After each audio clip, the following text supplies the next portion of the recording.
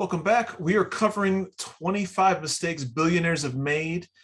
The bigger the baller, the bigger the mistake. And number 14 is Elon Musk, and he's been in the news quite a bit lately with his companies and then also his tweets. And he's notorious for tweeting on a whole variety of things. Before we get going, though, we'll jump in here quickly. But before we get going, do me a favor, if you wouldn't mind clicking the positive feedback mechanism on whatever platform you happen to be listening or watching this content on. I greatly appreciate it. It's always an encouragement to know that somebody at least takes the time to take a couple of seconds and click a thumbs up. And then it also lets the platform know as well. So thank you in advance for that. I appreciate it. And we're going to jump right in and we're going to cover Elon Musk here. And I think I saw most recently his net worth was, and again, this is going to always fluctuate, depending on what's happening with the stock and the various companies that he owns, but $194 billion. I mean, this guy is a true baller. With Tesla, SpaceX, he made some money. He's part of that PayPal mafia. And so, he's made mistakes though. And one of the mistakes, speaking of tweeting, one of the mistakes that he made back in August of 2018, was that he was considering taking Tesla private via a private equity fund.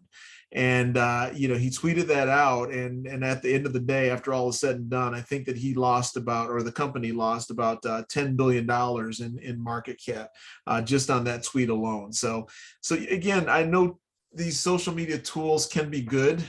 They can also be bad.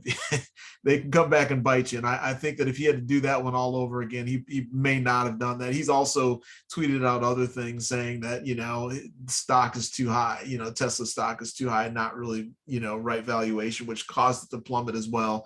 So he's got so much money and he's such a baller that he doesn't even care anymore at this point in time. I think he's probably cashed out and sitting pretty on enough cash and other assets that aren't tied to his companies necessarily. So he's kind of probably playing with house money at this point in time. But again, I think that the caution there is in terms of if you're going to have a social media presence, which you should, by the way. And there's a whole series that I cover in terms of how social media can benefit your business.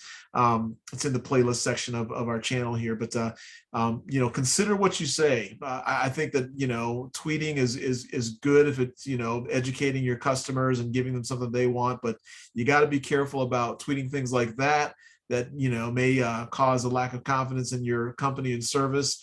And then also, I think taking a political stance, one way or another, I'm not going to tell you, which one to do, but I think taking any political stance can alienate a good chunk of your potential customers. So you may want to reconsider that and keep it as neutral as possible. But anyway, that's going to do it for this one. Again, if you would just do me a huge favor, click the positive feedback mechanism on whatever platform you happen to be listening to this on. It only takes a couple of seconds, free to do. And it lets the platform know that you appreciate the content and also helps them distribute it to others. And it also is encouragement to me. So thanks so much. And we'll talk to you at the next video.